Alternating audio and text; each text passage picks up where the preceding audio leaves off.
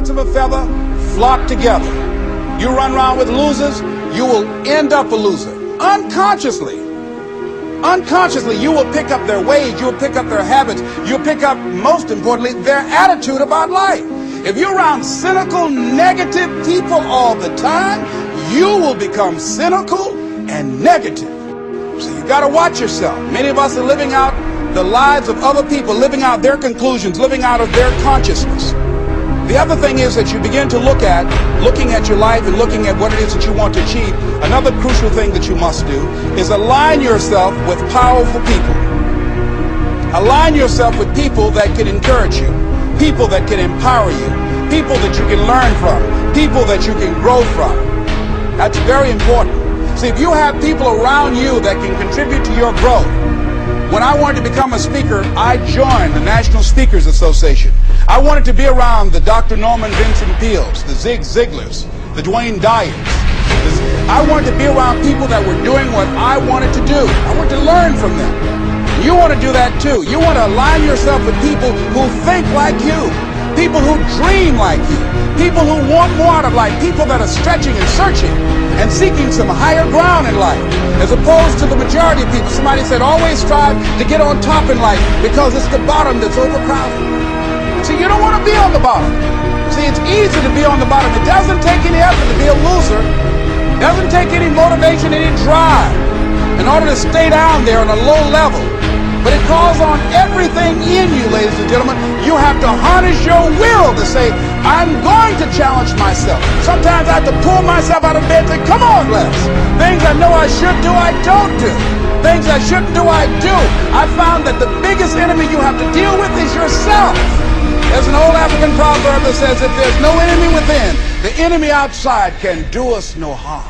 You begin to look toward making this your decade, as you begin to look toward making your life different, as you begin to look at yourself, you've got to redefine yourself. Who are you right now? And who must you become in order to create what you want? What has to change about you? What is it that you're doing right now that would be a liability for you?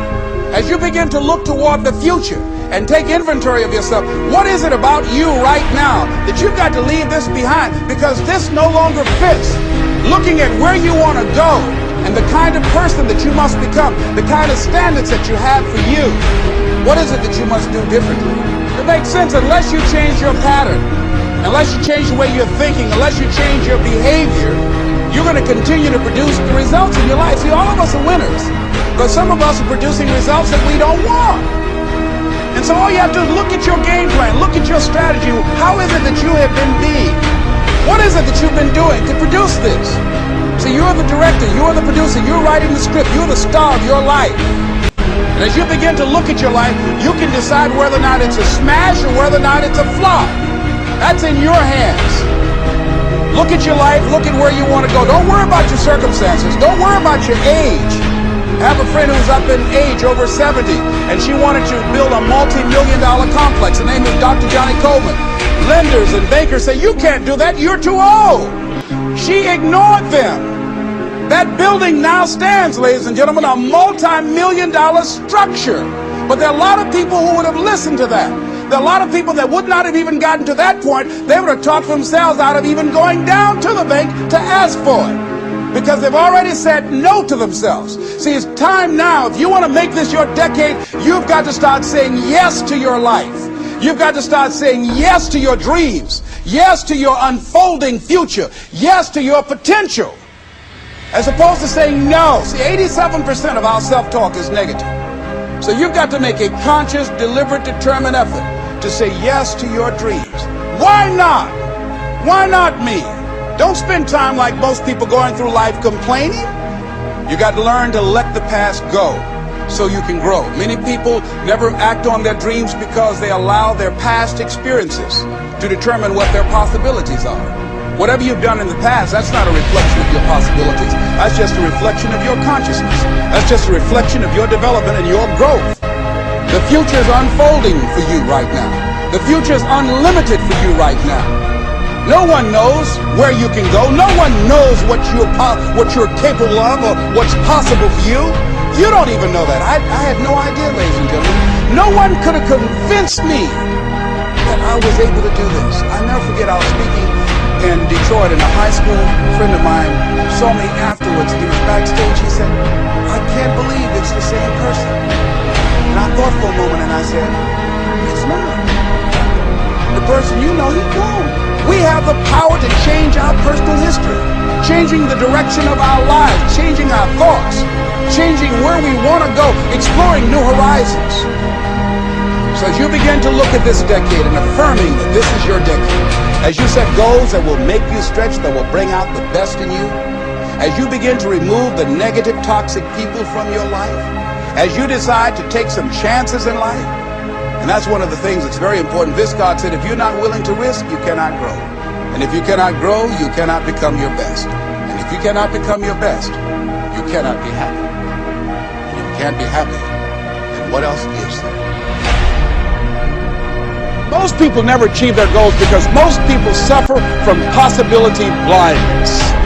They look around trying to think about the things that they don't have. Robert Roots, a young man who wrote a book about success principles of the three little pigs. He said, it's not what you don't have, it's what you think you need that keeps you from being successful or happy in life. It's not what you don't have. See, I was focused on what I didn't have.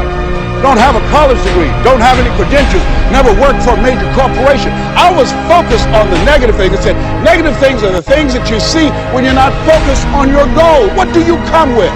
What is it? A friend of mine, Dexter Yeager, said, when the dream is big enough, the odds don't matter. I'm reminded of a great man.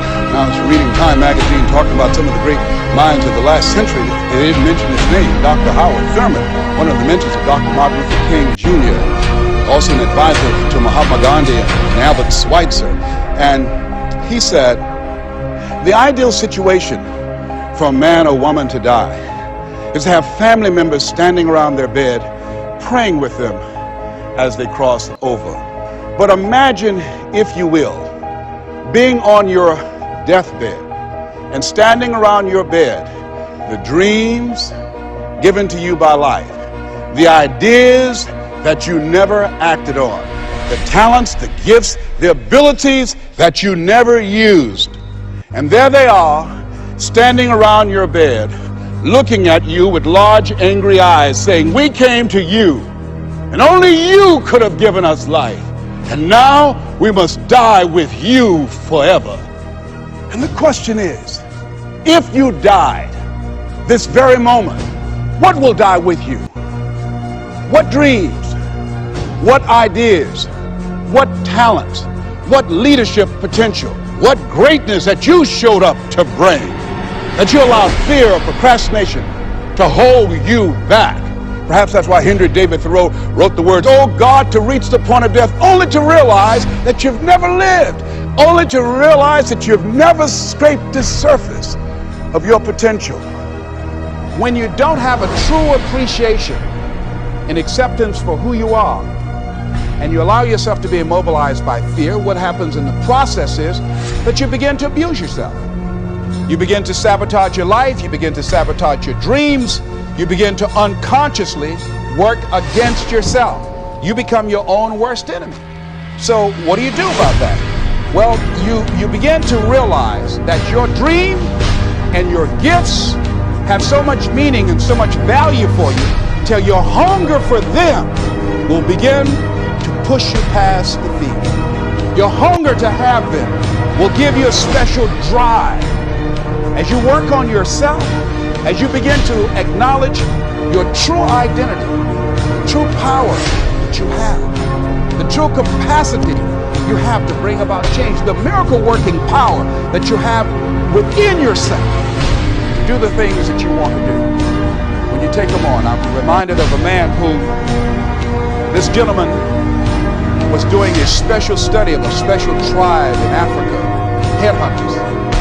And he had difficulty in developing a relationship with these tribesmen because of the fact that he had fear. He had fear that would take his head. So he worked there for a long time with no effort, no progress in developing relationship and rapport and being able to achieve a level of trust.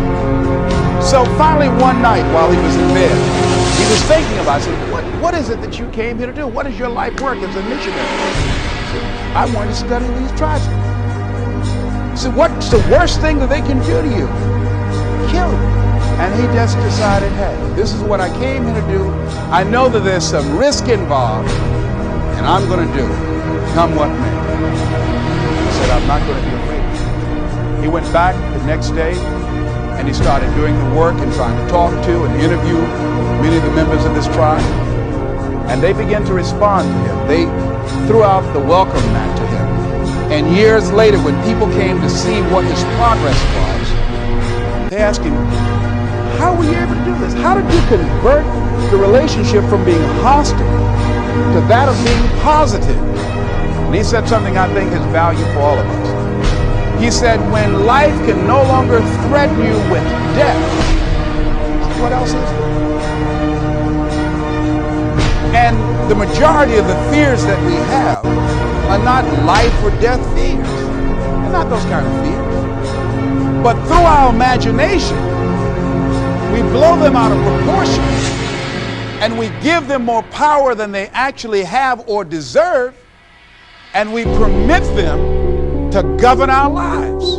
We permit them to determine how far we can stretch out on our dreams and discovering our stuff. And as we begin to look at ourselves and begin to, wait a minute, just getting to the point as you assess yourself and begin to prove yourself and just say, wait, hold a minute. I've been sweating this out. What's the worst thing that can happen to me on this? Will it kill me? Will I die? Why am I going through all of these changes over this? How much power does this really have? And am I the one that's feeding the power into it? See, a lot of times we allow ourselves to be fed and to be programmed into being afraid of. You watch the news and read the newspaper, you'd be scared to come out the house. Am I right? You'd be afraid. So what kinds of things, what kinds of thoughts are you feeding your consciousness? What kind of things are you putting in your mind that will enable you to either move forward or to justify why you're staying where you are? I remember when I ran for state representative in Columbus, Ohio, and I had a lot of people telling me, and you got to watch not only the conversation within, but the conversation without, telling me, Les, you can't possibly win. You can't do that. And I went down to the legislature, and I saw myself. I knew what I wanted. I saw myself in the chair. I pointed out the chair that I wanted. I used to go and sit up in the galleries and watch the legislative process. I used to go to the committee meetings and listen to legislation being introduced. I learned how to write legislation, how to amend legislation. I started thinking like a legislator, got up every day dressing, thinking like that, selling myself on it, seeing myself in the legislature. Mr. Speaker, I'm the gentleman from the 29th House District. I'd like to introduce a bill. I went in the legislature, walked around. I had the experience of it. And when I ran and won against overwhelming odds, they were shocked. I won the election even before it was held because I was living it in my mind. You want to see yourself beyond your circumstances. You got a challenge, see yourself beyond your challenge. See yourself with the challenge already resolved. And knowing that all is well, seeing yourself in control and in charge of your destiny, being healthy and happy. The next thing is, it is important in the area of motivating yourself, it's important to know why you're doing it. Because that mind will say, why bother? Why go through all this? This is too hard. No, throw in the towel. It's not worth it. Has it ever said that to you before? Here's how you can handle that. Here's how you override that. Write down 5 reasons why you deserve it. Why do you deserve what you want? Why you? Why do you deserve it? What meaning and value will it bring to your life? What's so different about you that you deserve your goal or this goal? And when you write down those 5 reasons, when you have some down moments, and you're going to have them, when that conversation starts talking to you and it's going to talk to you, what you will do is you can pull that out and read it, and it will build you up. It will be your rod and your staff to comfort you through some challenging moments, because you're going to have some. Life will knock you between the eyes. It will catch you on the blind side, come out of nowhere, stuff you can't anticipate that will knock the wind out of you. You want to give up. That's why it's important for you to work on yourself, listening to tapes, building yourself up, talking to yourself with power, feeling, and conviction, building yourself up day in and day out, because it's coming. I guarantee you, life is just waiting. Oh, he's doing good now, huh? Very good. I remember I had an experience. I was pursuing my dream. And that's why you have to work on yourself. You don't know what's going to happen. And I was telling people, I had this big rally I had to do. It was 5,000 people there. And I said, you must work on yourself. If you want a larger vision, you've got to empower yourself continuously, because life will catch you on the blind side. What are some of the self-defeating behaviors that we become involved in that prevent most people from enjoying themselves? Some people develop the what's the use attitude. Why bother? Some people have the I really don't care. And they convince themselves that they don't care and they don't feel anything. And after a while, they really don't feel anything. Their lives are empty. Some people say, well, it's really not worth the hassle. Just too hard. It doesn't bother me anymore. The fact that I'm not living out my dream. The fact that I'm capable of doing more and I'm not doing it. The fact that I'm content but I'm not fulfilled. The fact that I'm not living my dream. Tom Rusk and Randy Reed, in a book called I Want to Change But I Don't Know How, said people go through life many times playing it safe. He says that's the secret hope, that they say to themselves, if I never let myself feel too good, maybe I'll never get hurt too badly. A lot of people don't ever do the things they're capable of doing because they allow themselves to go along with the crowd, following the crowd. Many people have things they want to do, and they find themselves in relationships with people who are addicted to mediocrity, and they allow their behavior to influence their behavior. Following the crowd. Many people don't do it because of the fact that they allow their lack of self-confidence to immobilize them. I remember when I wanted to go into business for years, that was an agonizing thought in my mind. I wouldn't try because I didn't believe that I could make it. Of the 5 things that you would like to do if you had the courage to do, I want you to pick one thing. Pick one.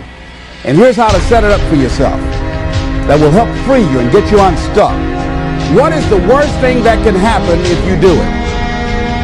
What's the worst thing that can happen? Let's say going into business for yourself, or changing careers, or getting a divorce, taking some kind of chance of something that you've always thought about doing, but you just haven't done it for whatever reason. What's the worst thing that can happen? Do the worst case scenario. Now, when you do the worst case scenario, you write those things down, the worst things that you feel would happen. When you name your fears, that puts you in control. What are you afraid of? Name it, write it out so you can look at it. Confront that fear. What is it? I'm afraid that things might work out. What else, Les? Well, I've never been in business, okay? What else, Les? Well, I don't have all the help I need, okay? Good. What else, Les? Well, I don't have enough money, all right? Good. What else, Les? Well, I don't have a college degree. What else? I'm not as good as those other guys that I've seen up there speaking, okay? What else? Well, that's all I can think of right now. Okay, good. Now that takes you to the next step. What are the benefits? What are the benefits of your acting courageously, taking life on? Well, part of what happened was that I felt better within myself, and I had a strong sense of self-respect. Going into business for myself, I made a lot of mistakes. Sometimes I was down on myself. I felt stupid. I felt dumb because people who were in business said, why would you do something like that? Well, I didn't know. Boy, were you really dumb. But the other thing is, I had to say to myself, but I did it. I did, even if I made a flop of it, I did it. I took the chance. I took the leap. What are the benefits of your acting courageously? Whatever it is that you've identified. Write the benefits down and then focus on them. Focus on the benefits, not on the liabilities, not on your fears. Focus on the benefits. That which you hold in consciousness tends to manifest itself. Think about how good you feel. Think about the level of increased self-respect, the sense of self-worth that you'll feel. How good you'll feel getting up in the morning, looking yourself in the mirror. because you're taking life on. The other thing is acknowledge your fears and then go into action. This book is called Feel the Fear and Do It Anyway. That's it. See, I believe anybody who's ever done anything, who's ever taken a chance, doesn't mean that they're not afraid. Courageous does not mean being the absence of fear. I think that being courageous is willing to do it because that's what you feel, and you're going to do it anyhow, regardless. You're not going to be immobilized by your fears or your doubts. You admit, okay, I'm scared to death. Now, okay, what is it that I must choose to do? Go ahead and experience that fear, but don't let that fear immobilize you. In what you've done with your life thus far, is it giving you what you want? Is it giving you what you want? When you look toward the future, when you look at all that's going on out here, is there some place within yourself you say, hey, I know I need to be out there in that arena. I know I can do more than what I've been doing. I know there's some great music that I have within me that I haven't brought out here yet. Is that something that you begin to look at within yourself? See, I say if you look at your life, and if you're not getting what you want, you owe it to yourself to do something differently. If you're on a job, 85% they say of Americans go to jobs that they're unhappy. If you're doing something 8 hours a day that you don't like, it's not giving you what you want, it's not giving you a strong feeling of satisfaction and fulfillment, you're miserable, you hate to go there, you're depressed just thinking about it, you sing the Thank God It's Friday song every week, it's giving you headaches just thinking about it on Sunday afternoon after the football game goes off. If that's what it is, you owe it to yourself to start strategically working to change directions. See, but you know what most people will do? Most people will resist change. Most people will fight change as if change would be worse than what they're experiencing. When you're working on a dream, at some point in time, a transition takes place. And the transition is what you are becoming in pursuit of the dream.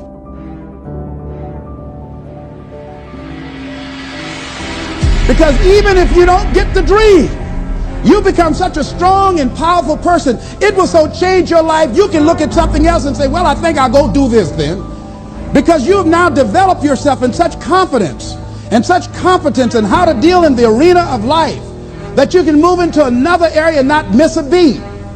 Once you begin to discover who you are, then you really realize how you have been given authority and dominion over everything on the face of the earth, including all the dimensions of your life. But you can only do that through the struggle of life. And most people avoid the struggle. Most people go through life avoiding pain. And when you go through life like that, something in you dies. Something in you that you never activate is lying dormant in there, that you never get a chance to call on because you have not challenged yourself. Somebody said the land of familiarity belongs to the dead. That most people like to feel like they're a king in the area of their comfort zone. They only want to do those things that they know how to do well. Osborne said, unless you attempt to do something beyond that which you've already mastered, you will never grow. So if you want to begin to grow, you've got to put something out here that you can't reach easily, that has got to make you stretch, got to make you jump for it, got to make you get back a little bit and dig in so that you can take a leap for it. And maybe you jump up there and you miss it and you extend your knees and you come back again and you bust your lip next time. But you keep on, and through that process, you learn how to leap higher. You start challenging yourself to dig deeper, and then you discover some things about you that you don't know right now. Some talents that you have in you that you didn't know that you can do. I started out just talking to kids, and now I'm speaking at corporations. Now I'm traveling. I didn't know I can do this, but had I not given myself a chance, and I'm saying to you, give yourself a chance. Here's something else. If you want to begin to make this stuff happen for you, I think that it's very important that you start trusting yourself. Listen to yourself. Listen to that still small voice within you. Don't try and make everything logical. There's some things about life that defies logic, that you just can't explain how the outcome is going to be. that once you begin to trust yourself and your ideas and your instincts, life takes on a whole new meaning, because now I want you to do that feeling that you are led. Just feel, I am led. I remember the worst speech I had ever given in my life. I let someone exploit a fear that I had. For years I had a tremendous inferiority complex because I'm not college educated. And this person knew this. And she said, let me write this speech for you. You're going to speak at Ohio State University. Those people are very educated there, and they're going to know when you make grammatical errors, and they're going to know because of the substance of your speech that you are not literate. I care about you. I don't want you to embarrass yourself. So this person proceeded to write a speech for me. I had a speech in my mind, but this person was stronger than I was negatively than I was positive about my own thoughts. And I gave my power away. With my permission, I allowed this person to guide me to do something that I really didn't want to do. But I didn't feel enough inner strength and conviction about my skills as a speaker and the message that I had to bring to stick by my guns. And I got up there at the Ohio Union, and I read this straight speech and did not move and did not take my eyes off the page, because I'm not accustomed to reading. And after I finished, some people gave me a standing ovation because I read it extremely well, and I was very tense and I was very nervous. Ladies and gentlemen, don't give your power away. You don't need anybody to approve your dream. It was given to you. If they can't see it, it's because it wasn't given to them. It was given to you. Hold it, nourish it, cultivate it, work on it. It's yours. It's your baby. Work on it until it comes into fruition. I gave away my power, and I said, I'm not going to do that no more. Here's something else for those who make it today. Do what you know is right. Treat people like you want to be treated. Don't try and take any shortcuts. Don't try and cheat. Pay your dues up front. I believe, ladies and gentlemen, what goes around comes around. You can pay now, or you will pay double later. So do the right thing. There might be a tendency sometimes, because of the negative part of our consciousness and our own programming, for us to want to say, well, I'll just do it this time. It won't matter. Won't nobody know. Ladies and gentlemen, everything matters. And you know you're somebody. You know. I'd rather lose out on my dream doing the right thing than to cheat trying to make a shortcut to get to my goal. I want to be able to look myself in the mirror. And that's what you want to do. There's no saying, judge a man not by what he does, but by that he doesn't have to do. And to judge the true quality of a man is what do you do when nobody's looking. See, there's some good out there for you in the universe that has your name on it. And nobody can get your good. It has your name on it. They can't take your stuff. It's your stuff. So when you know that whatever you're seeking, it's also seeking you. You don't worry. You don't run scared. You don't think somebody's going to take it from you. You listen to your inner voice, and you always take the high road. There will be the tendency, the natural inclination to take the low road. You must resist that. Here's something else I encourage you to do if you want to make it today. Keep your agreements. Keep your agreements that you make, and establish a network of people who will also do that. Establish a network of people in your life that you can count on, that will be there for you when you need them, and you be there for them. Here's the other thing as you're working on your dream. A lot of people have been calling me saying, hey, man, I read about you in Ebony. Boy, you're lucky. Ladies and gentlemen, let me tell you something. Here's something else. 3 P's to have in your life. In working on your dream and doing your life work, you must be patient, persistent, and positive no matter what. I called John H. Johnson for 2.5 years to get in that magazine. The first time I called him, he wouldn't talk to me. Then I was persistent, trying to find out who knew him that could invite me there to meet him, or an opportunity to speak so that he could hear me. And I met a guy who worked for him. And I said, hey, I'd like to speak to you guys free. I just want to know, will he be in the audience? They said, yes, good. I spoke and I tried to tear the microphone up. And he said after I finished, hey, young man, you're quite impressive. I'm going to have my staff do an article on you. I said, thank you, Mr. Johnson. And I sent him information on me, Federal Express. And it didn't happen. Waited for a month and it didn't happen. Waited for 2 months. It didn't happen. I stopped calling. Every month. Hello, how are you? May I speak to Mr. Johnson? I'm sorry, he's not available. Tell him Les Brown calling. I just want to say thank you very much for the article when he puts it in.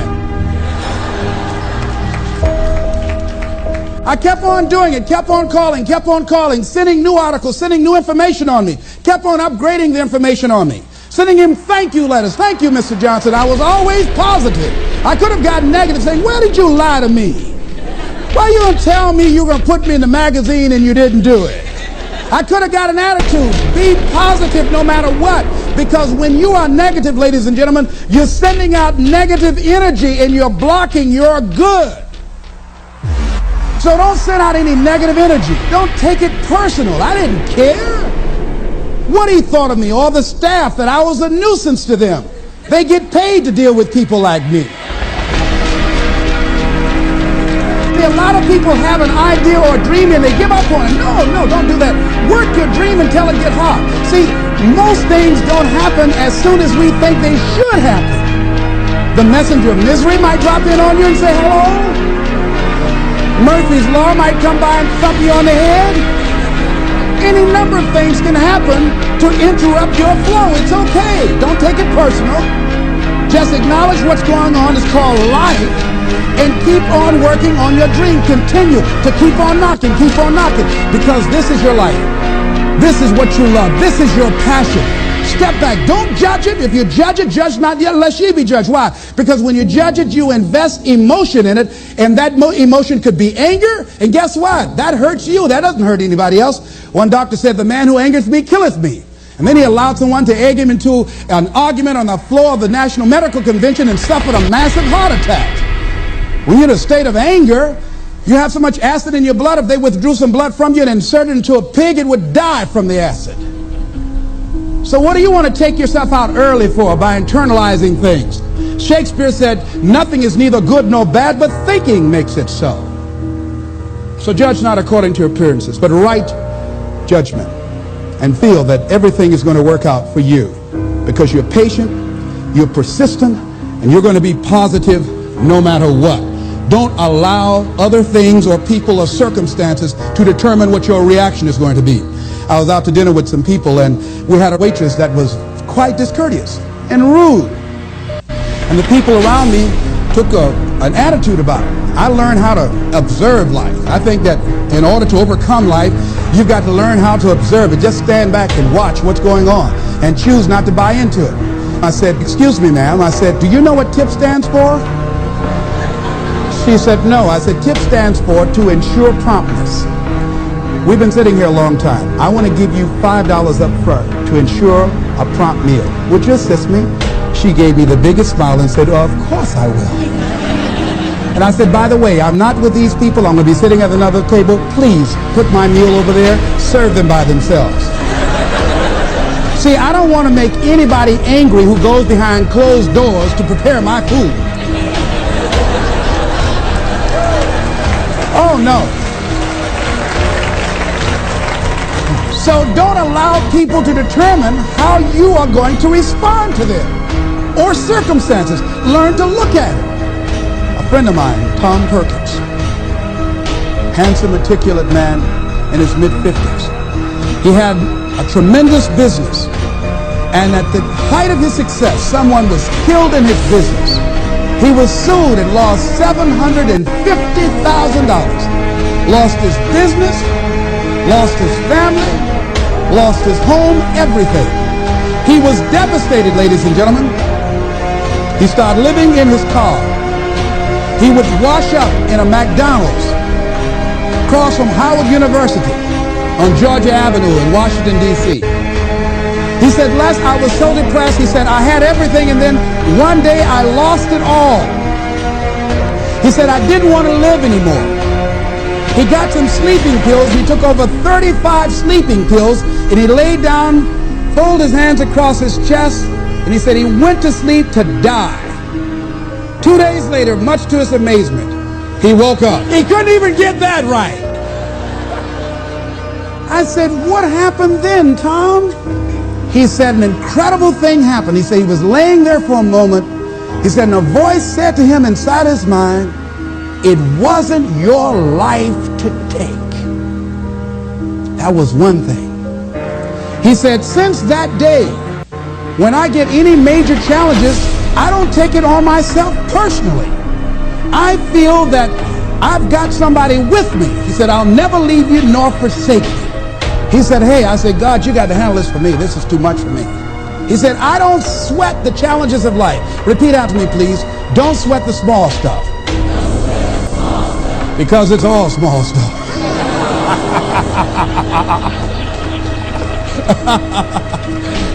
See, whatever you're worried about, if someone call you right now and say, listen, you got 2 days to live, I'm telling you, you won't be worried about your bills, ladies and gentlemen. You won't be worried about whether or not somebody loves you or cheating on you because you're about to check out.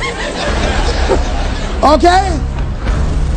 So put things in perspective. Here's something else Tommy said that I think is important. He said that the voice also said to him, if you change your ways, I'll give you far more than you ever lost. Look at your life right now. If you want to keep on getting what you're getting, keep on doing what you're doing. You've got to be willing to change your ways. Your life is working. If you don't like what you have produced, you're a director, you are the star, you wrote this script. You produced this, whatever it is. If it's a hit, you produced it. If it's a flop, you produced it. Take ownership of it and decide to go back to the drawing board and rewrite the script that you are the star of. You have the power to do that. On this day, you can declare that I'm going to change. As you look back on your life, you can decide that I don't like what I produced here, and I want higher ground. I want to begin to experience more love. I want to have more adventure in my life. I want something that gives my life a sense of meaning. Ladies and gentlemen, I've been selected to head up a program called Project L.I.F.E in Chicago, training thousands of kids. And I had the experience, we had our second session this past Monday. And to see these young people when they came in, and to see the young people and the parents and the community volunteers when they went out. One young man from the Cabrini Green housing projects who didn't want to be there, who came up and said, I want you to know I'm so glad to be here. And he said, I'll never be the same again. He said, thank you, Mr. Brown. He said, I just got to go now, but thank you, sir. I'll never be the same again. To see a letter I got from a young man who was in the Cook County Jail where I work on Monday morning. And this young man will not be out of jail for at least 50 years. At least 50 years. They gave him 100 years. This guy has shot at least 60 people that we know of and killed 10 at least. And this letter he wrote, he said, since listening to your tapes, he said, I have not changed, but I feel a different person in me. Over 70% of these young men are in there for murder. We wanted to have a two-pronged attack where we would train people on the outside and train those that are in the jails, because I believe if you cage them like animals and treat them like animals and they're out on the streets every 22 months, they're going to get out and act like animals and go back in like animals. So we said, let's take an approach. This gives me my life. This might be insane. But I felt so good. I believe, ladies and gentlemen, if we can accept the possibility of that this is the decade of consciousness. That's what I believe that this is. The decade of consciousness, if you please. A time where we can begin to create in folks' minds the idea, the possibility that we can create a more humane society, the possibility that we can create more love, communication, and understanding in relationships, the possibility that we can create the kind of respect for diversity and difference in our multicultural society, the possibility that we can begin to develop the mindset to bring out the best in people, to encourage them to achieve their greatness and support them in their dreams, that if we can, in this decade of consciousness, to begin to see and envision that happening, and that we all can play a role, that we were born for such a time as this, that we showed up for this, that we survived 1 out of 9 million sperms, and we have been chosen for this great work. Here's something else to recognize. Wherever you are on the ladder of life, and I was reading in Dr. Norman Vincent Peale's latest book called The Power of Positive Living, which I think is his greatest work, and he has something in there, a section called Comeback Power. Wherever you are in life, ladies and gentlemen, you've got comeback power. I don't care how low you are. I don't care what you have done. I don't care what you have experienced. I don't care how devastated your life might appear to be, the shambles it might be in. There's a power in you that can enable you to be stronger and better than anything that's out here. One man who came to the training, he was not a kid, and I knew he had a drinking problem, and he was looking at me, and I could smell alcohol on him. I said, excuse me, come here, come here, come here. He said, what is it? I said, let me tell you something. I want you to know you've got something in you that's stronger than that poison you're putting in your body. Do you understand me? And he was looking, he was backing up. He said, no. He said, I don't know, man. I said, it is. I said, that's why you're here. Something drew you here. And that which caused you to come, you said you want some help. And you need to be around some people that can help you get in touch with your power, because you know that your life deserves this. See, I think that the reason that we abuse ourselves with drugs and alcohol is that we're trying to numb something in us that's aching us, that's urging us, that's nagging us to do something bigger and better. It can't be because it tastes so good. That when we are deluding ourselves or polluting our minds, it numbs us where we don't have to face reality, because we don't know what we've got going for us. See, once you discover who you are, the truth of knowing who you are will set you free from ever wanting alcohol, from ever wanting any kind of drug that's going to destroy who you are. Once you begin to know who you are, it will set you free from believing, I can't see myself doing any better. Once you discover this power, the perfect essence of who you are, that's in all of us, that's permeating our being, that enable us to be the directors of our lives. A friend of mine did some work for me. It was below par, to say the least. I knew that this guy was capable of doing better work. I knew that he also had a fragile ego. So I was trying to think of what is the most sensitive way in which I can share this information with him. Because I wanted him to do my work over. I was going to pay him for what he did, but I needed my work done right. But I was afraid that I would hurt his feelings. I was very, very meticulous in how I approached him. And I said, let me share this with you. You know I care about you, and that you're a very talented and gifted person. And you and I both know that what you have given me is not a true reflection of your talents and abilities. And I'm saying, let's go back in the studio and do this again. And he said to me, I'm going to forget you ever said that. I was wiped out. He never spoke to me again. Now, when you decide to act, you're going to have some people like that. We're no longer friends. I lost sleep over that, ladies and gentlemen. I said, I can't believe that. I remember sitting up one night looking at the phone. I said, I gotta call him. He said, no. Then I said, no, forget that. I called, man, look here, we've been knowing each other too long to allow this to come between us. He said, don't call me anymore, and hung up. And then I wanted to think about what can I do to make it up to him, and then something came to me, Les, what do you have to prove? See, many things we don't do is because of the fact we want people to like us. There's some necessary losses in life. When you decide acting in your best interest, you're going to lose some friends.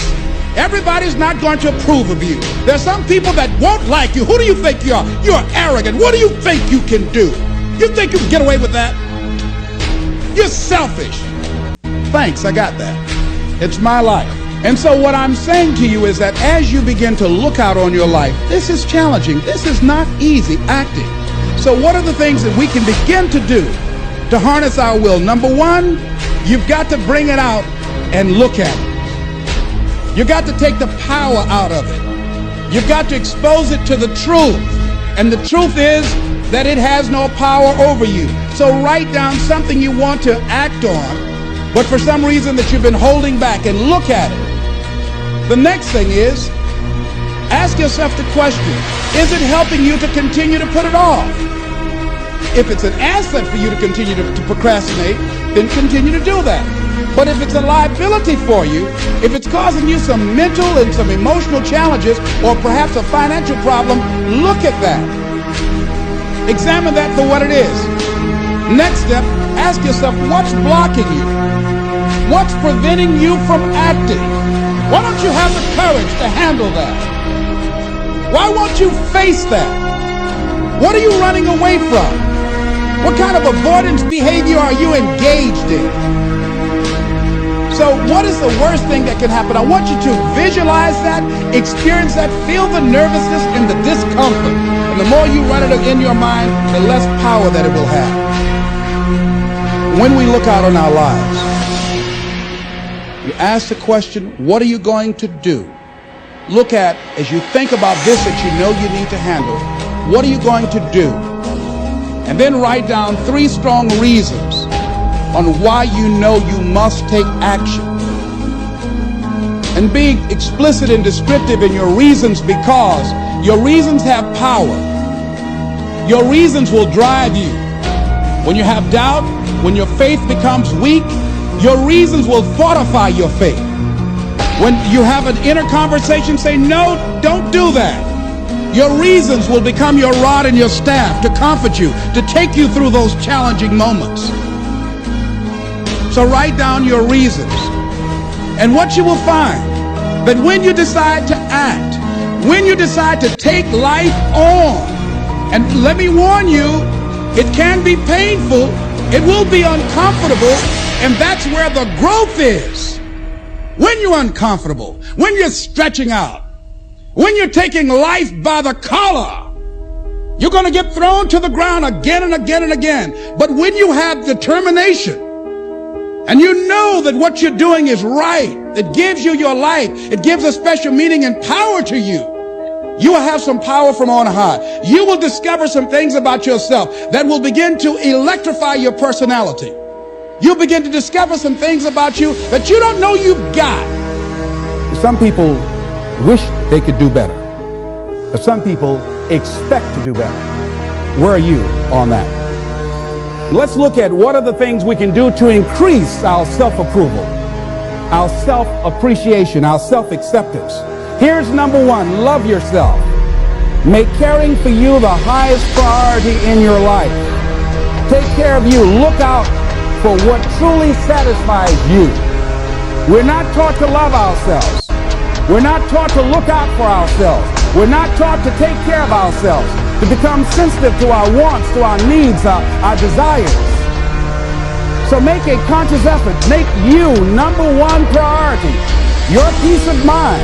Your health is more important than your family and any and everybody. Because if you don't have peace of mind, if you don't have your health, you can't serve anybody. Don't neglect yourself. A lot of us, and particularly ladies, have been groomed to be sacrificial lambs, putting their dreams on the back burner in deference to their children's dreams or their husband's dreams or their family's dreams, and forget about themselves. Then become resentful and angry and bitter. So start taking care of yourself, looking out for you. Develop a health plan. Your health is all you got. So start taking care of you. Eating nutritious meals, willing to exercise your body, taking care of this body, loving yourself. So do some good stuff for yourself on purpose. Take some time out for you. I have some good things I do for me. One of the things I enjoy that I do, I take spiritual baths. My assistant introduced me to someone called Sister Sarah, who gave me my first spiritual bath. I never heard of this before. She told me about it, and I said, come on. come on. G in a spiritual bath. And Sue, my secretary's husband, and Larry, he said, a spiritual bath for $50, I'll give you a spiritual shower. But I play soft music. I take some of my favorite music. I burn a candle, and I have different oils that I put in the tub of hot water, and I have flowers that I pick, and I saw Coming to America, Eddie Murphy. They were sprinkling little flowers on the ground. So it gives me a feeling of royalty. So I sprinkle these flowers in the water, and I soak. I like doing that. And I soak, and sometimes I read or just relax and enjoy the music and just cool out. That's my time for me. Put the answering service on. I just block out some time for me. I'm into meditation. I've been working and exercising now. Just doing some things for me, taking care of myself mentally, emotionally, and spiritually, and physically. You can't develop and manifest your greatness. You can't be a high achiever if you don't feel good. You don't take care of yourself. So I'm taking care of me. And then you know what? It takes the edge off your life. It helps you to manage things rather than allowing them to manage you. Gives you more personal power to deal with stuff. Take care of you. Now here's something else I suggest for you. Become aware of what your needs are and develop compassion toward yourself despite your human defects. Develop compassion for yourself despite your human defects. You will never be perfect. Hello. You will never be perfect. You're human. You've made a lot of mistakes. You've done a lot of dumb, stupid things. Guess what? You're not through yet. You're going to do some more. Hurry up and get it over with. It's all right. You got to learn to be gentle with yourself. Make it all right. What you don't know, the mistakes that you make, it's okay. Handle it. Learn from the experience. Decide that you are going to, whatever you become involved in, to be up front, to be true to yourself. Are you getting what you need out of it? And be up front with people and tell them what you need from them. Don't assume that they know. Don't say, I thought you knew. No, tell people up front. Here's what I need from this in order for this to work for me. Be up front with your stuff. Tell them up front so they're not surprised later on. So your feelings aren't hurt later on. See, if they tell you up front they can't do it, now you know you can keep on stepping. But tell people up front, here's what I want. In order for me to play this game with you, if we're going to dance, this is what I got to get out of it. See, if you don't take care of your needs, guess what? You will always have that nagging song in the back of your mind saying, well, when do I get mine? You know, if you take people, and I've told you this, and you expose them voluntarily to things that they are avoiding and are afraid of. You take young people, say they're 16 to 22, and they're not really feeling that good about who they are because their life is chaotic and in disorder and they don't know where they're going. If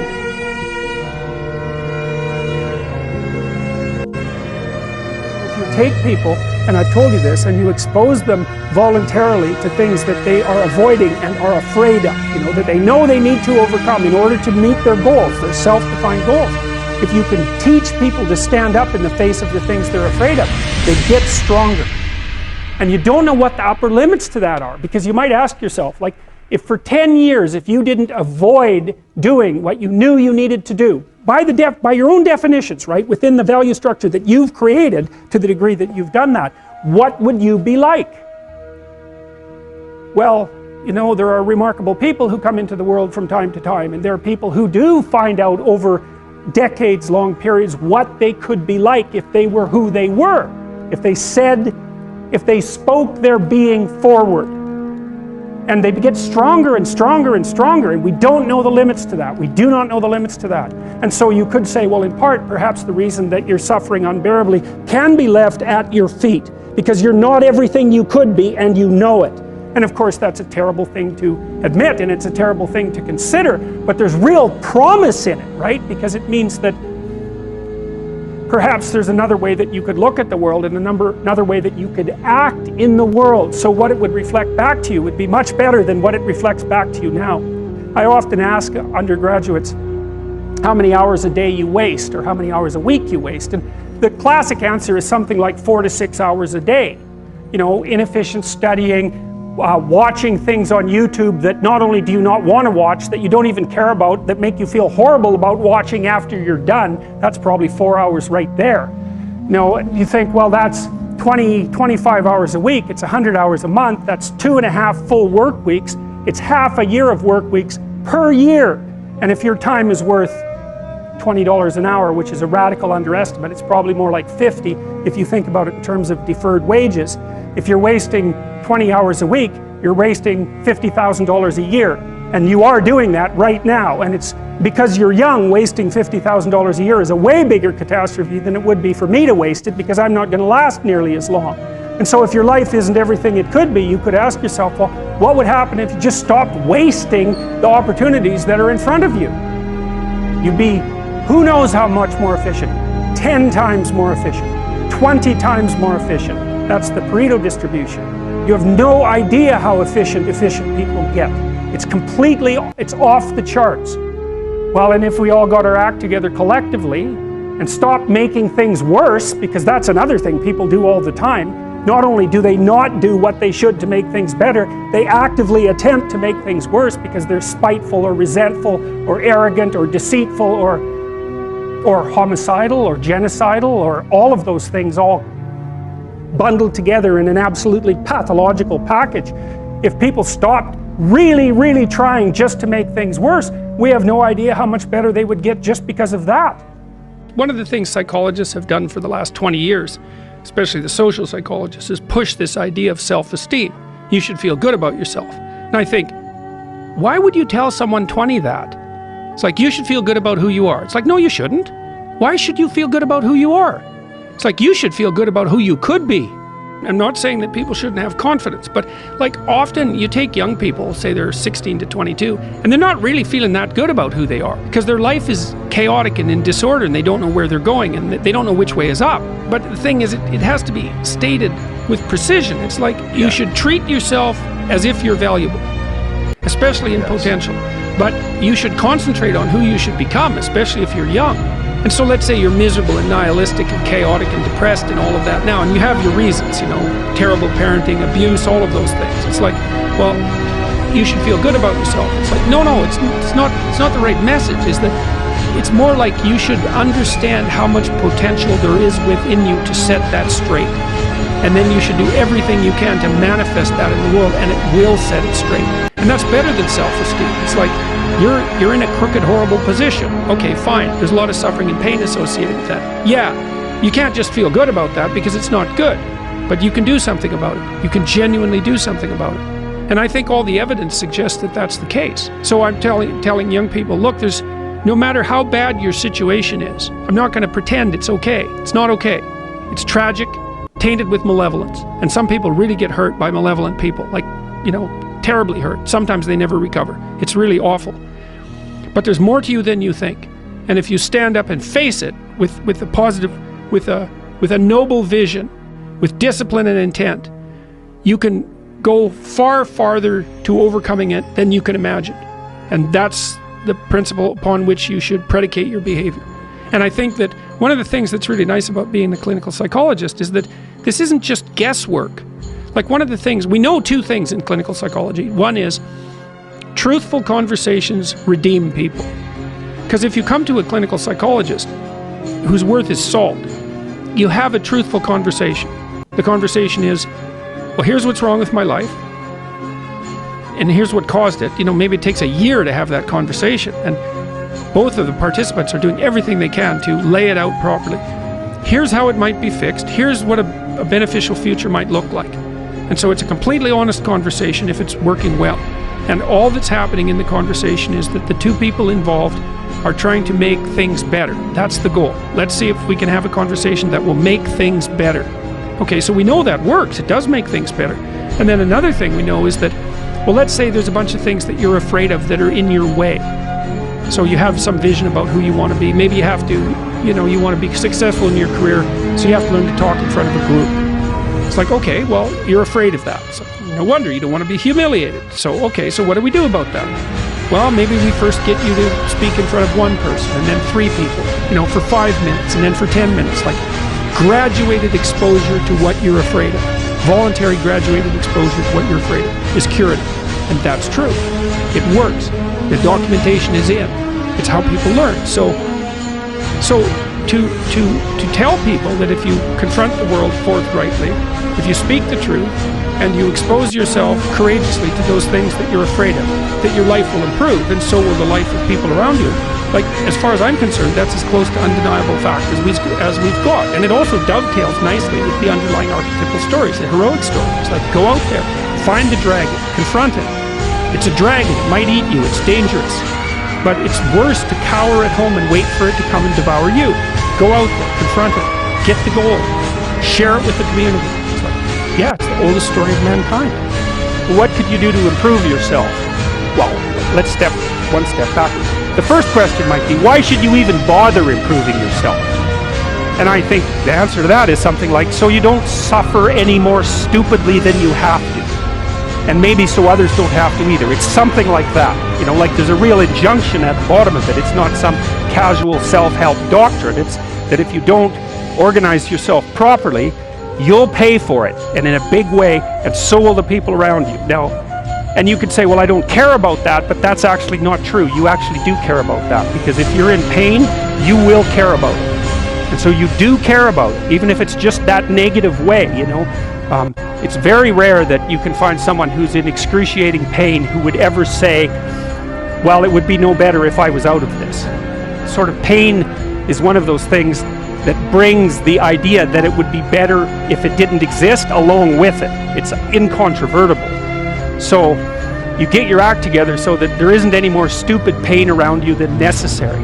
Well, so then the question might be, well, how would you go about getting your act together? And the answer to that, and this is a phenomenological idea too, it's something like, look around for something that bothers you and see if you can fix it.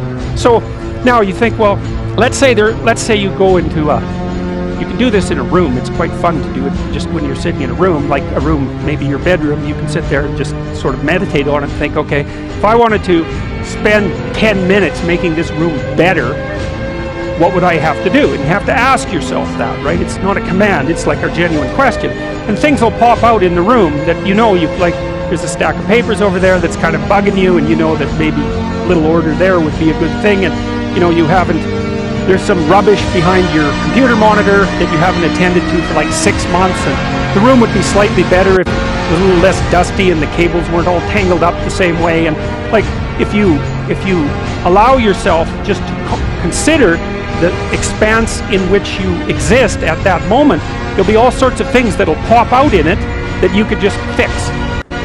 And you know, I might say, well, if you were coming to see me for psychotherapy, this easiest thing for us to do first would just be to get you to organize your room.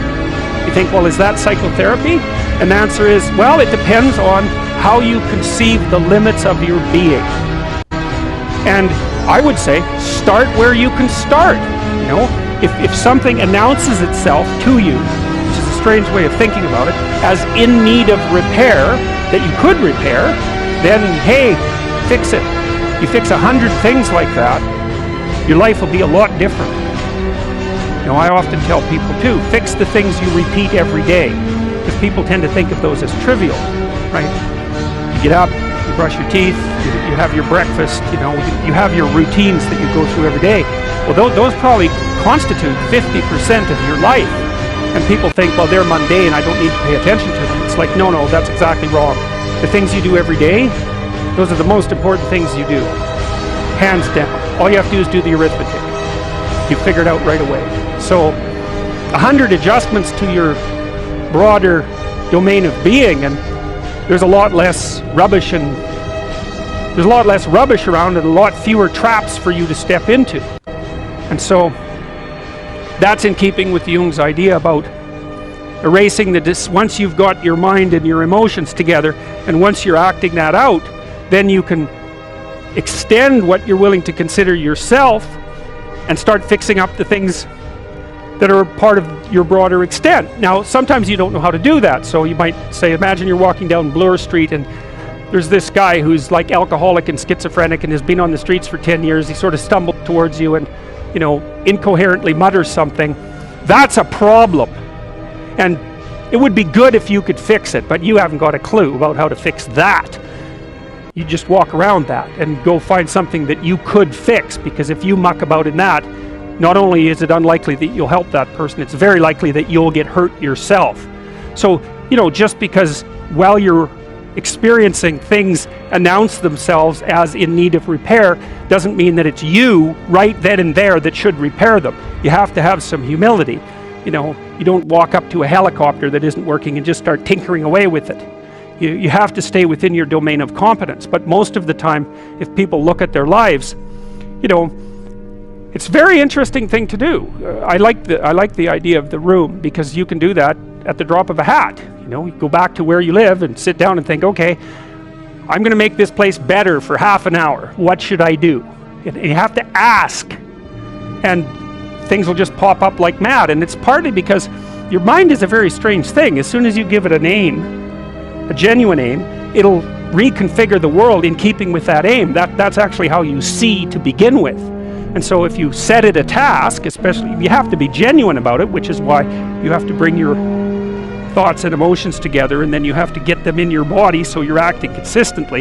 You have to be genuine about the aim, but once you aim, the world will reconfigure itself around that aim, which is very strange, and it's technically true. The best example of that, you have all seen this video where you watch the basketballs being tossed back and forth between members of the white team versus the black team, and while you're doing that, a gorilla walks up into the middle of the video and you don't see it. It's like, if you thought about that experiment for about 5 years, that would be about the right amount of time to spend thinking about it, because what it shows you is that you see what you aim at. And that, man, if you can get one thing through your head as a consequence of even being in university, that would be a good one. You see what you aim at. And so, because one inference you might draw from that is, be careful what you aim at, right? What you aim at determines the way the world manifests itself to you. And so if the world is manifesting itself in a very negative way, one thing to ask is, are you aiming at the right thing? I read the story. It's an autobiography, if I remember correctly, of the captain. I might be wrong about that, but I've got the basic story right.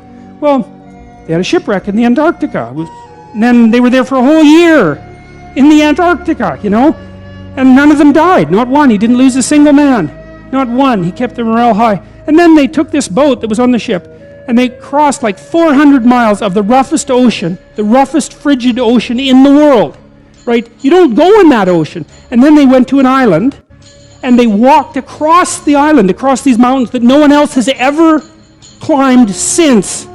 And they went to the city on the other side of the island, and they got a boat, and they went and rescued their compatriots, and everyone survived. It's like, Endurance is the name of the book. You read that book, man, you think, wow, people are really tough, and it's ridiculous. So who knows how tough you are? And maybe you find out by going out to find out how tough you are, right? So you take on a challenge, one that you think you can master, that's just a bit beyond your grasp, and you master it, and then you're a little tougher, and you think, hey, that worked out pretty well. And so then you're more of a monster. And then you go out and you find another challenge that's even bigger, and you think, well, maybe I can do that too. And then all of a sudden you can, and you get a little bit bigger, and God only knows what the limit is of you. And you find out by pushing yourself against the world. Well, let's talk about friendships for a minute. Here's how you know if someone's your friend. A, you can tell them bad news, and they'll listen. They won't tell you why, you're stupid and why that bad thing happened to you and how something worse happened to them once and, derail the whole conversation. You can actually tell them bad news and they'll listen. So that's a good thing. And then this is a weirder thing. You can tell them good news and they'll help you celebrate. And that's a really good way of deciding who you should have around you, because if you have someone around you, something good happens to you, and you're kind of afraid to even admit it because, God, something good happened to you. It's like, you let that be known and it'll certainly be taken away. So, you come out and you sort of tell someone half-heartedly that something good happened to you, and they give you a whack and then talk about, the great thing that happened to them 3 years ago, or worse, the great thing that happened to someone that they knew 3 years ago. It's like, go away from that person. They're not helpful to you, and they're not helpful to themselves either. And so you want to surround yourself, you got to think about this. You got to surround yourself with people who want the best for the best part of you. You can hang around with weasels and losers that are trying to pull you down to justify the fact that they're spiraling downhill as well. And you know, the upside of that is you don't have to have any responsibility, and you can all whine about how wretched life is, you know, so that's pretty attractive. But I would say it's also a bad medium to long-term plan. And so it's acceptable and desirable to try to surround yourself with people who are facilitating your development. You know, and you might say, well, I've got people around, I know them well, you know, they're not doing that well, and they don't fit into that category. It's like, what's your point? What are you going to do with them exactly? If they'll listen and cooperate with you and move towards a better future, great. If they don't pay any attention and they keep doing the same damn things over and over and they're not going anywhere and it's painful, then maybe the proper thing to do is say, you just have your misery. I'll go off and have my life. And maybe you'll wake up at some point in the future and think that's a better way of being. Because just putting up with it is, well, they call that enabling, right? You put up with that sort of behavior, you're providing tacit consent for it and even tacit approval. It's like, it's a bad idea. You have, I would say, both the right and the responsibility to surround yourself with people who are good for the best part of you. When I talk to people about doing the future authoring program, they often put it off, and it's not surprising because it's hard. But it's more than that. They think, well, I don't know how to write. I'm going to do a bad job. I don't really like assignments. I'm going to have to do it perfectly. I need to wait till I have enough time. And like one of those is enough to stop you cold, and all 5 of them, you're just done. And so I tell people, do it haphazardly, a tiny bit at a time, and badly, because you can do that. I tell my students when they're doing their thesis, master's thesis, write a really bad first draft. And then we have a little conversation about that, because they don't think I mean that. Because it sounds like a cliche in some sense. It's not a cliche. It's not a cliche at all. It means you're a terrible writer. But if someone put a gun to your head and said, you have to have your 100-page thesis done by next Monday, or I'll shoot you. But I don't care how terrible it is. You would sit down and write it. And the thing is, then you have it, right? Then you have something, and then you can fix it. You can iterate and fix it. That bad first draft, that's the most valuable thing. And so that's what you need. You need a bad first draft of yourself. And there's an idea that Jung developed about the trickster, the jester, the comedian. The trickster is the precursor to the savior. That's one of the things I learned from Jung. It's so unlikely. You never think that. It's so amazing that might be the case. But the satirical and the ironic and the troublemaker, the comedian, the fool is the precursor to the savior. Why? Because you're a fool when you start something new. And so if you're not willing to be a fool, then you'll never start anything new. And if you never start anything new, then you won't develop. And so the willingness to be a fool is the precursor to transformation. And that's the same as humility. And so if you're going to write your destiny, you can do a bad first job. You're going to get smarter as you move forward. That's the thing, is that so something beckons to you. That's what happens here. Maybe the star that Geppetto wished on was the wrong damn star. But at least it was a star, right? At least it was in the sky. At least it moved him forward. And so you say in your life, well, something grips you and fills you with interest. And you think, well, should I do that? And the answer is, if not that, then something. What if it's a mistake? It's a mistake. Rest assured. What do you know? You're going to stumble around, right? And what's going to happen is this. You're going to not stay in stasis. You're not going to wander around in circles. And I see people like that. They said, well, I never knew what to do, and now I'm 40. It's like, that's not so good. That's not so good. And you might say, well, and there is a literature, too, that suggests that people are a lot more unhappy when they look back on their lives about the things they didn't do than they are about the mistakes they made while they were doing things. And so that's really worth thinking about, too, because there's redemptive mistakes. And a redemptive mistake would be a mistake that you make when you go out and try to do something. You know, you think, okay, I'm going to try to do this. And you're not good at it. You make a bunch of mistakes. It's like, what's the consequence if you pay attention? You're not quite so stupid anymore. That's the thing, is you've been informed by the results of your errors. And so what happens is you follow the beacon, you follow the light, and you're blind, so you don't know where the light is. It's dimly apprehended only, and you're afraid to follow it. But you decide to take some stumbling steps towards it. And as you take stumbling steps towards it, you become illuminated and enlightened and informed because of the nature of your experience, because you're pushing yourself beyond where you are, and you're going into the country that you have not yet been in, and you learn something. And so what happens then is the star moves. You move 10 feet towards it, and you think, no, that's not right. I didn't get it right. It isn't there, it's actually there. And so then you see it somewhere else, and you shift yourself slightly, and you move forward. And that's what happens, is that you continue as you change. The thing that guides you forward moves, right? It's like God in the desert in Egypt, the pillar of light that you're following. It's moving. It's not a permanent thing. You move towards it, it moves away, it guides you forward. And so you say, well, is what I'm aiming at paradise itself? And the answer to that is no, because what do you know? You couldn't see paradise if it was right in front of you, but you might get a glimmer of it. And so you move towards it, and you grow. And then the next time you open your eyes, you see a little bit more clearly. And that's what happens, is that just happens over and over, right? It keeps moving.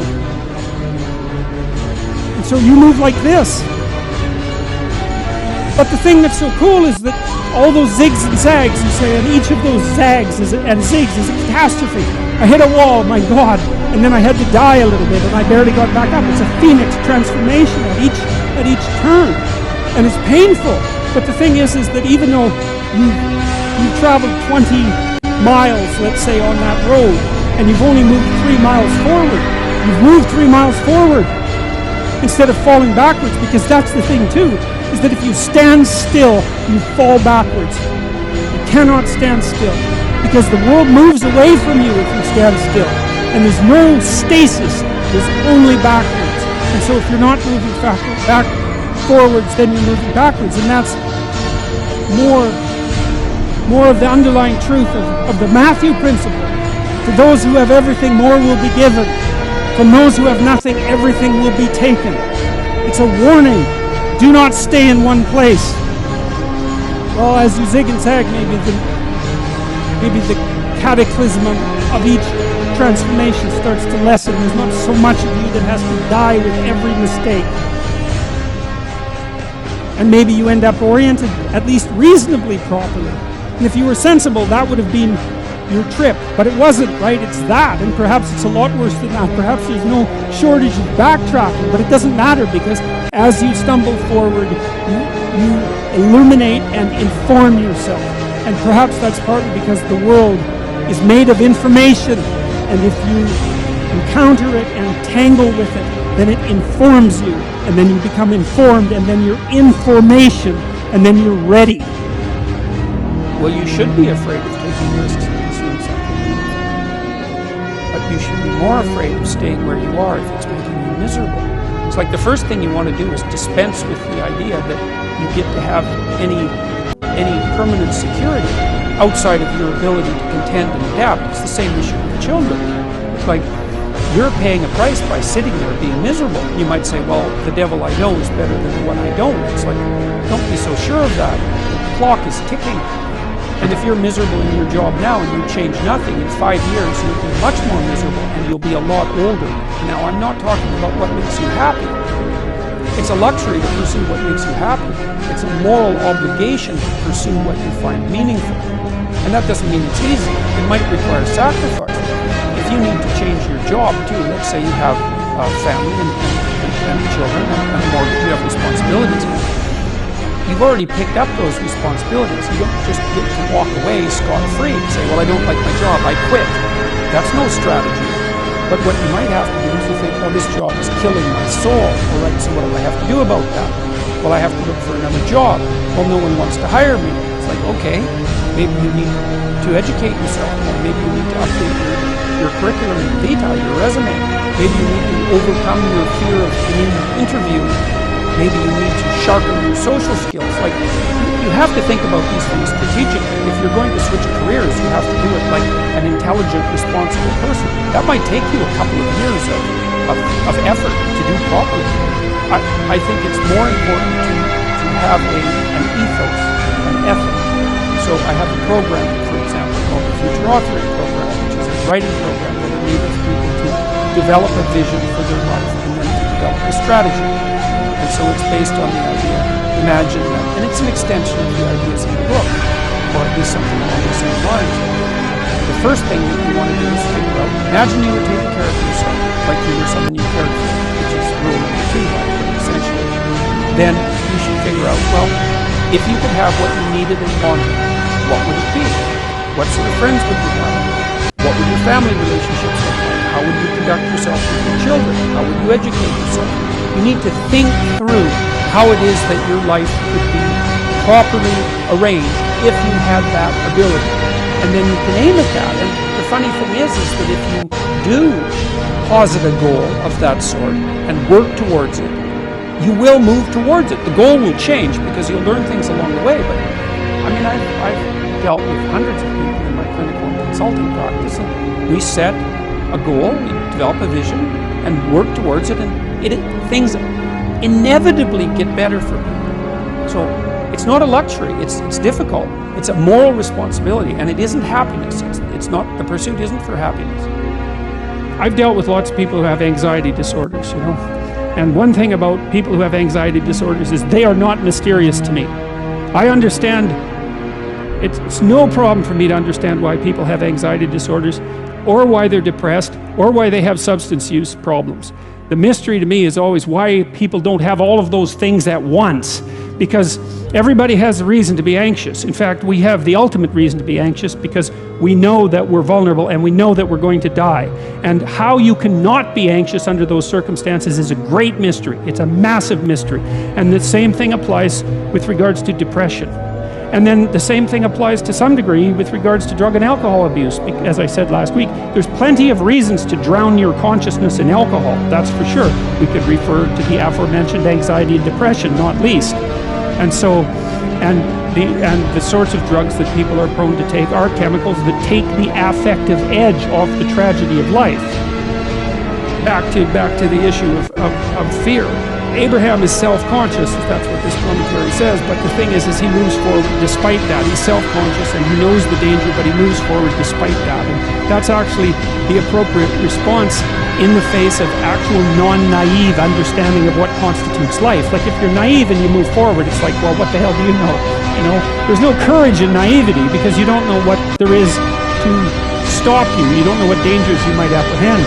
But to be aware of what it is that your problem is, so to be alert existentially, let's say, or to be fully self-conscious means that you're perfectly aware of your limitations and how you might be hurt. And then to make the decision to move forward into the unknown and the land of the stranger. Anyways, I would say that's one of the secrets to a good life. The clinical literature on this is very, very, very clear. What you do with people who are afraid, and to some degree depressed, but certainly anxious, is you lay out what they're anxious about, first of all, in detail. What is it that you're afraid of? What might happen? And then you decompose it into small problems, hypothetically manageable problems, and then you have the person expose themselves to the thing that they're afraid of, and what happens isn't that they get less afraid. That isn't what the clinical literature indicates exactly. What happens instead is they get braver. And that's not the same thing, right? Because if you get less afraid, it's like, well, the world isn't as dangerous as I thought it was, you know, silly me.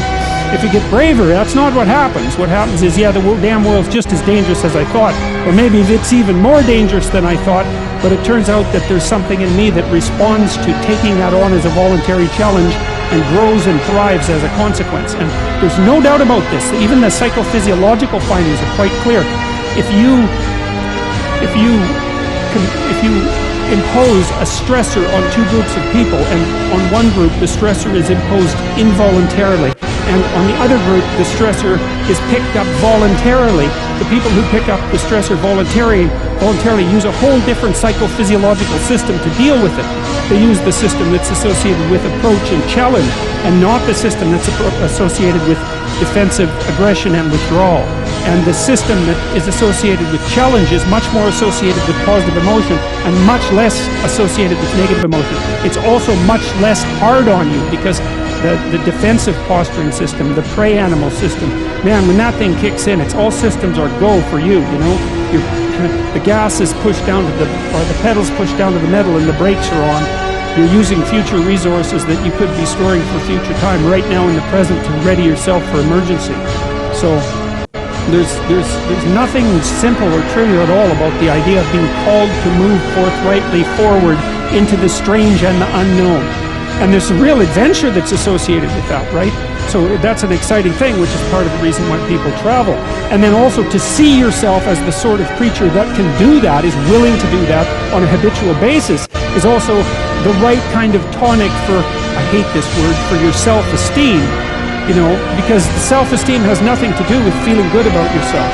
As I already mentioned, there isn't necessarily a reason why a priori you should just feel good about yourself. But if you can view yourself acting in a courageous and forthright manner and encountering the world and trying to improve your lot and taking risks, you know, in a non-naive way, well, then you have something that you can comfort yourself with at night when you're wondering what the whole damn point of your futile and miserable life. And that's necessary because it's often the case that you wake up at 4 in the morning, or at least sometimes the case that you wake up at 4 in the morning when things haven't been going that well, and wonder just what the hell the point is of your futile and miserable life. You have to have something real to set against that. It can't be just rationalizations about how, you know, you're a valuable person among others, even though that's true. That's not good enough. You need something that's more realistic to set against that, and observing courage in yourself is definitely one of the things that can help you sleep soundly at night when things are destabilized a little bit around you. Do you have problems in your life that you're not addressing that you could solve? And the answer is yes. And it's an easy thing to figure out. You sit on your bed one morning and say, okay, there's some things that need to be done that I don't want to do, that I could do, that would make things better by the end of the day. What are they? Right? There are things that are within your grasp that you can fix. Fix them. And you'll learn, because it's harder than it looks. Fix them and you'll learn how to fix things. And then something else will beckon as another problem that you could fix. You know, you all have your problems. What does that mean? Like, there's an infinite number of problems in the world. Some of them happen to be yours. Why is that? I don't know exactly. But you have your problems. Great. Solve them. You know, one of the things I learned as a therapist, every therapist has to learn this, is because one of the things you wonder when you're first starting to be a clinician is how do you not take the catastrophes of your clients home with you? And the answer to that is because it's immoral to.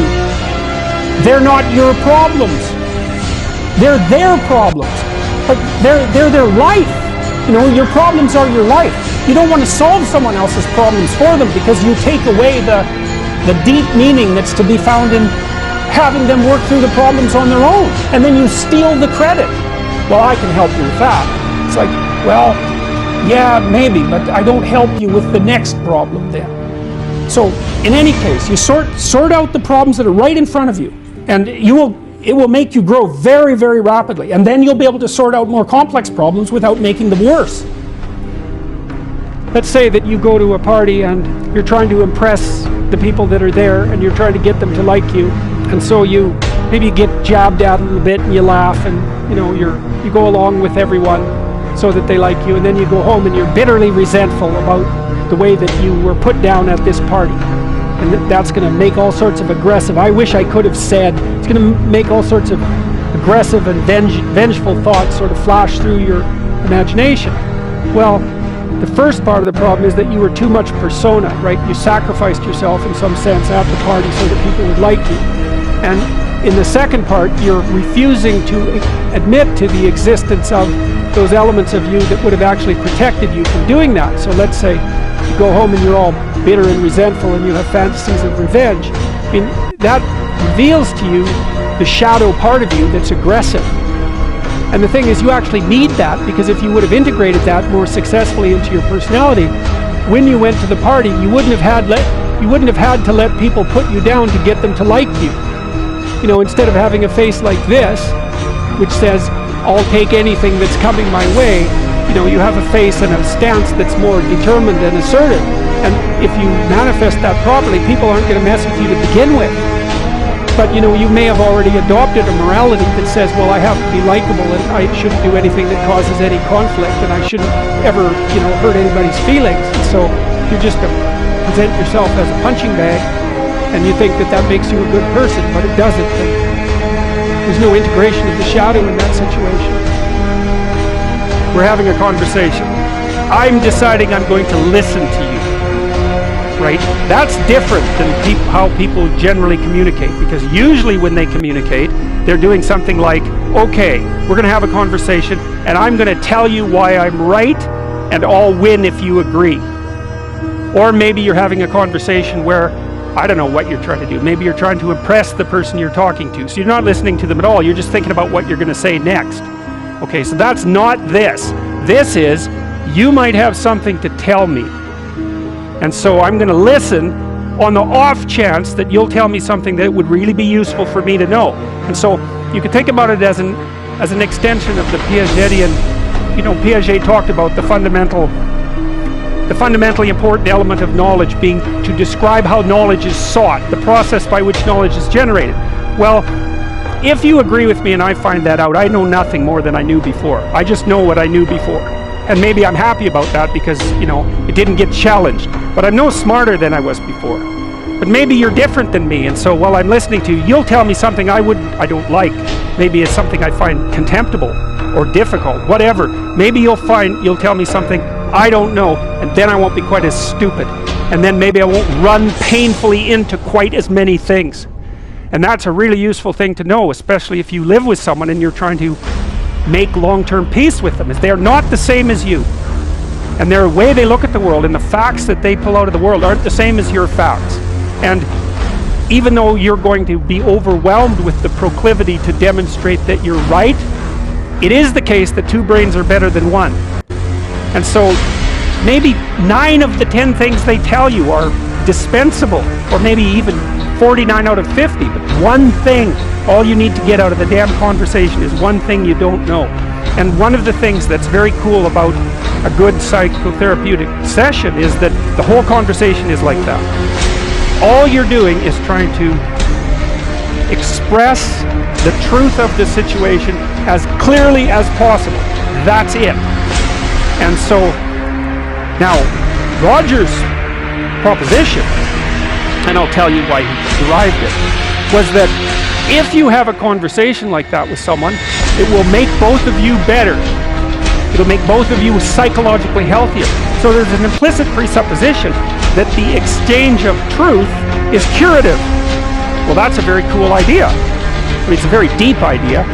I think it's the most profound idea. It's the idea upon which Western civilization, although not only Western civilization, is actually predicated. The idea that truth produces health. But for Rogers, that was the entire purpose of the Psychotherapeutic Alliance. You come to see me because you want to be better.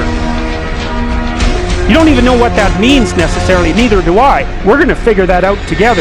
But you come and you say, look, things are not acceptable to me, and maybe there's something I could do about that. So that's the minimal precondition to engage in therapy. Something's wrong, you're willing to talk about it truthfully, and you want it to be better. Without that, the therapeutic relationship does not get off the ground. And so then you might ask, well, what relationships are therapeutic? And the answer to that would be, if you have a real relationship, it's therapeutic. If it isn't, what you have is not a relationship. God only knows what you have. You're a slave, they're a tyrant, you know, you're both butting heads with one another. It's a primate dominance hierarchy dispute. Oh, I don't know, you're like two cats in a barrel or two people with their hands around each other's throats. But what you have is not a relationship. So, all right. We may say that the greater the communicated congruence of experience, awareness, and behavior on the part of one individual, that's a reference to the same idea that I was describing with regards to yoga. So let's say you come and talk to me and you want things to go well. Well, I'm going to have to more or less be one thing, because if I'm all over the place, you can't trust any continuity in what I say. There's no reason for you to believe that I'm capable of actually telling you I'm capable of expressing anything that's true. so the truth is something that emerges as a consequence of getting yourself lined up and beating all the impurities out of your soul, for lack of a better word. You have to be integrated for that to happen, and you do that at least in part by wanting to tell the truth. The more the ensuing relationship will involve a tendency towards reciprocal communication with the same qualities. So one of the things, well, I've been quite influenced by Rogers. One of the things I try to do in my therapeutic sessions is, first of all, to listen, to really listen. And then while I listen, I watch, and while I'm listening, things will happen in my head. You know, maybe I'll get a little image of something, or I'll get a thought or a question will emerge, and then I'll just tell the person what that is. But it's sort of directionless, you know. It's not like I have a goal, except that we're trying to make things better. I'm on the side of the person, I'm on the side of the part of the person that wants things to be better, not worse. And so then those parts of us have a dialogue, and the consequence of that dialogue is that certain things take place, and then I'll just tell the person what happened. And it isn't that I'm right. That's not the point. The point is that they get to have an hour where someone actually tells them what they think. Here's the impact you're having on me. You know, this is making me angry. This is making me happy. This is really interesting. This reminds me of something that you said an hour ago that I don't quite understand. And the whole point is not for either person to make the proposition or convince the other that their position is correct, but merely to have an exchange of experience about how things are set up. And it's extraordinarily useful for people, because it's often difficult for anyone to find anyone to talk to that will actually listen.